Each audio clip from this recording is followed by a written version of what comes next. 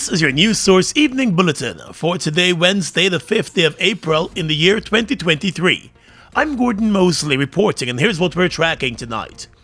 A new report from the World Bank, which is examining changes in the global economy, is predicting that Guyana will continue to see major economic growth annually in the coming years. In the report, which was released on the World Bank's website, it predicts that Guyana will see a 25.2% growth rate this year, 21.2% in 2024, and 28% growth in 2025. Guyana is listed as the only country in Latin America and the Caribbean that is expected to see double-digit growth rates. Panama is expected to see the second highest growth rate for the region at just over 5%. Guyana's growth rate is being heavily fueled by the oil and gas sector.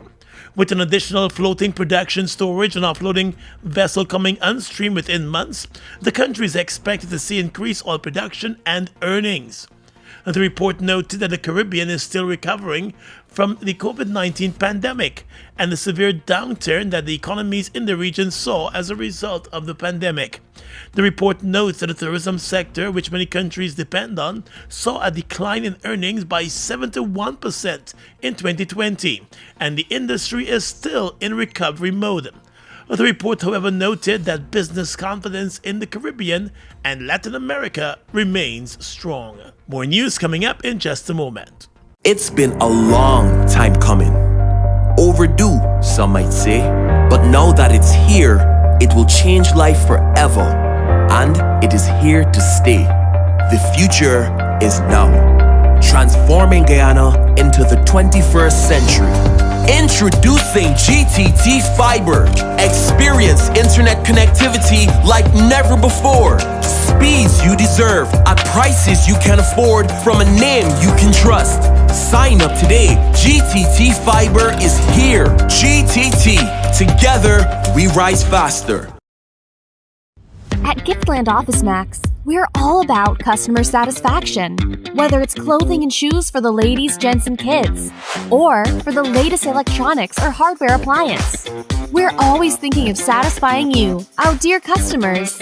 Now you can shop online at www.giftlandofficemax.com or visit us at the Giftland Mall, where we're happy to serve each and every one of you.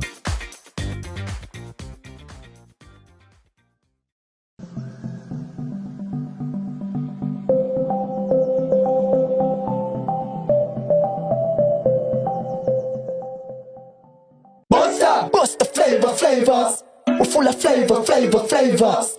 Bust the flavors, that my crave for. We're full of flavors. Tell your neighbors about the bust the flavors. Grab a bust the flavors. Yeah, thirst buster. Grab a buster. Bust the flavor, taste the savor. Bust the flavors. Bust the flavors.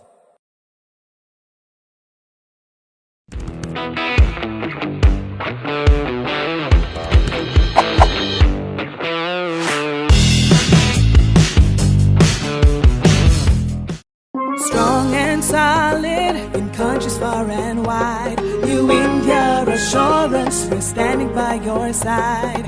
Golden service, half a century and more. New India Assurance, our policies are secure. From the heart of India, we serve these islands. The strength that you can trust, you're safe when you come to New India Assurance Company. Assurance when you need it most. For your home, motor or business insurance, visit New India Guyana office, 58 Brickdam next to Star Computers. Telephone 2260-415-7. Comfortable parking available.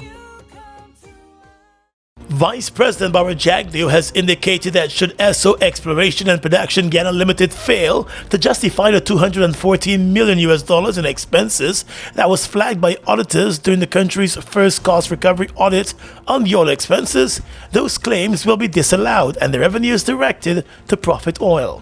But the Guyana Revenue Authority has cast doubt on the entire audit report, claiming that the auditors IHS Markit failed to comply with international audit standards and practices. Speaking to reporters on Tuesday, the Vice President, while denying that the government kept the audit report on the claims made by the oil company as secret, said the report, which covered the period 1999 to 2017, was actively engaging the attention of the Revenue Authority. The audit report found that of the $1.67 billion in claims made by the U.S. oil giant for its operations in the Stabroek Block, claims totaling $240 million were flagged by the UK audit firm. So it has to go through a procedure. So if the audit finding, in the preliminary finding, you have they contest the cost, they point this out, you have to get the company to respond. So you have to send it over, the company respond, they're then required to submit additional documentation. If they can't submit additional documentation, then the cost is disallowed, so it goes back, it comes out of the cost bank and go towards profit audit. In a statement last night, the Guyana Revenue Authority accused IHS Markit auditors of breaching the contractual agreement signed in November of 2019. The GRA explained that under the agreement, IHS Markit was required to provide three distinct reports: the initial audit report, the intermediate audit report, and a final audit report. However, the audit firm on the 20th of March 2020 submitted the initial audit report, and later, on the 31st of July 2020, the final audit report. The Revenue Authority said that it has noted that there was a breach of contractual terms, as well as the audit standards and good practices. According to the GRA, through the Department of Energy, IHS Markit was informed that it cannot submit a final audit report until the Esso Exploration and Production Guyana Limited has been issued with a written report in conformance with the production sharing agreement. MBW Energy Support Services, a 100% women-owned and managed local content certified corporate solutions company, on Tuesday hosted the country's first local content summit with the aim of building the capacity of local businesses in the oil and gas sector while creating lifelong partnerships. Founder and CEO of MBW Support Services, Abigail Lonk, said the local content summit was designed to foster partnerships among local businesses, investors, and the government of Guyana. Today's summit is the start of a process, the start of a journey that will hopefully lead us towards a more solid foundation, more excellence and innovation, more equity and inclusion, more exchanges among business owners and the government and foreign companies presently doing business here in Guyana and those who want to do business in Guyana in the future. She also said the summit was not just designed to focus on local content, but also its impact in communities. Thirdly, border crossing. The underlining theme of the summit is sustaining supplier development through local content partnership. This is built on highlighting the greater need for better equipping our locals and local businesses for industry success through thriving private and public sector partnership. The CEO of MBW Energy Support Services said local content seeks to create an enabling environment so that businesses can thrive. And once local content thrives, so does local value. The summit, which was held at the Pegasus Hotel, was attended by more than 250 business representatives. Traits Management, Structure, and Cashmere Rosé presents Sundress Soiree, Champagne and Cocktail Event, Saturday, April 8th at Everest Cricket Ground. Contribution $8,000. This is a day into night event. Doors open from 3 p.m. to 1 a.m. Free. Cocktail hour, 3 p.m. to 4 p.m. Sundress Soiree. You know the vibes.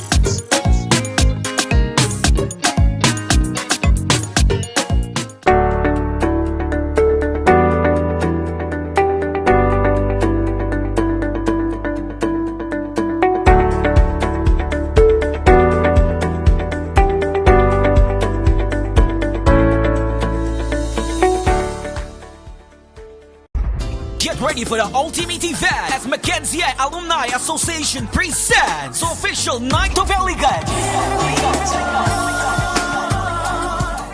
Reunion and fundraiser. It's going down on Friday, 21st of April at the Edward Benjamin Conference Center, Linden, Guyana. Ticket donation $50. Dinner included. Come and enjoy the vibes from old school R&B and hip hop. It's the official Night of Elegance.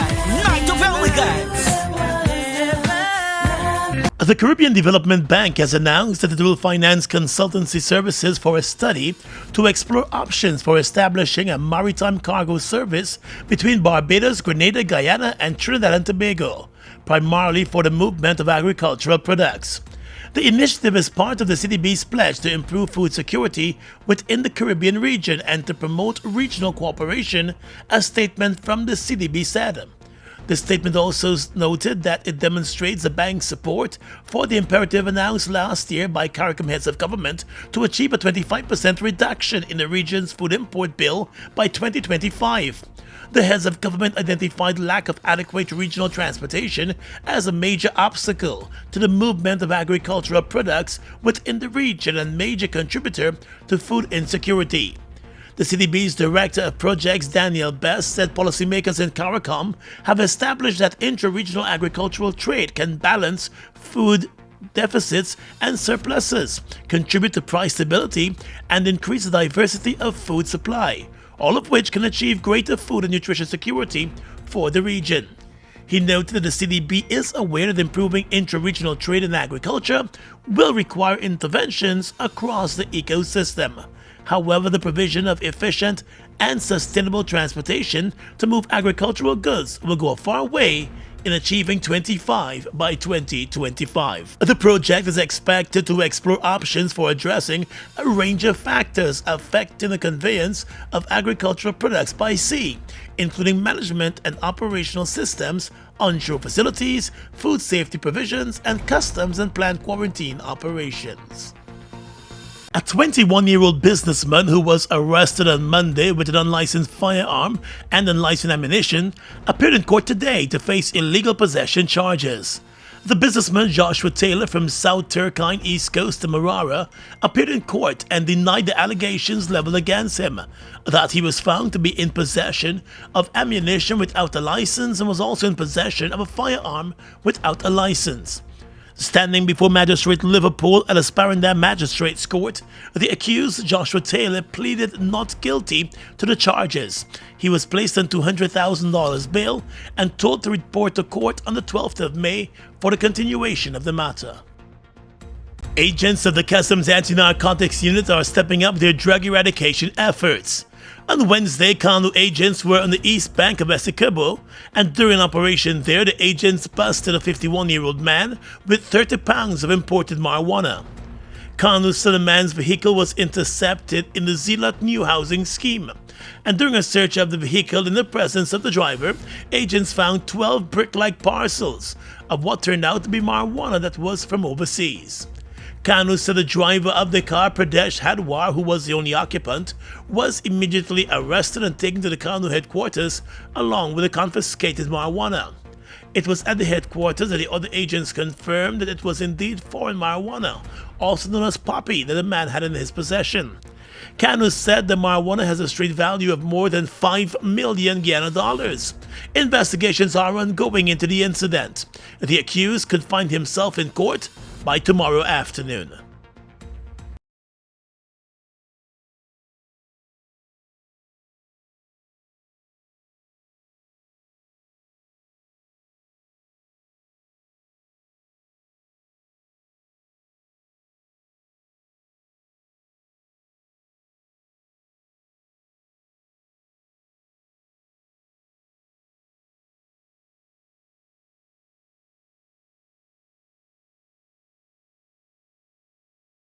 Food Max Supermarket, located on the ground floor of the Giftland Mall, is your one-stop shop for all your grocery needs. We stock a variety of imported frozen meat and food products, fresh produce, and pet supplies, freshly made bread. Rotisserie chicken and patties are also available daily. Shop in comfort today at Food Max and let our courteous staff assist you in satisfying your shopping needs. Food Max, the fresh food specialist. It's one of your biggest goals, getting your own home, where memories are made, where happiness lives. You may feel that home ownership or renovation is beyond your reach, but we at Republic want you to know that there's always a way. Ask us about our suite of mortgages. Let's help make your housing wishes come true. Or advise on how the equity in your existing home can finance other dreams and goals. Call or go online to learn more. Look who's in the mix now. The new Buster Soda Water. 0 calories, 0 sugar, 0 artificial flavors. 100% refreshing. Taste Buster Soda Water today. Buster Soda Water. Now available for only $120. Fuel it up and drive, super 95. Fuel it up and drive, super 95. Protect your fuel system, boy. High mileage and performance, boy. Guy Oil Super 95 gasoline gives you more reasons to drive and is available at 56 service stations nationwide. For affordable price, high performance, and high mileage, choose Guy Oil's Super 95 gasoline. Fuel it up and drive.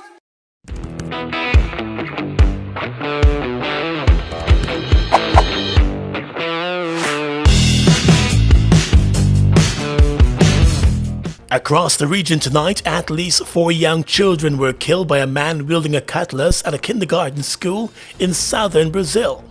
Another 4 children were injured by the 25-year-old man who entered the school at around 9 o'clock this morning.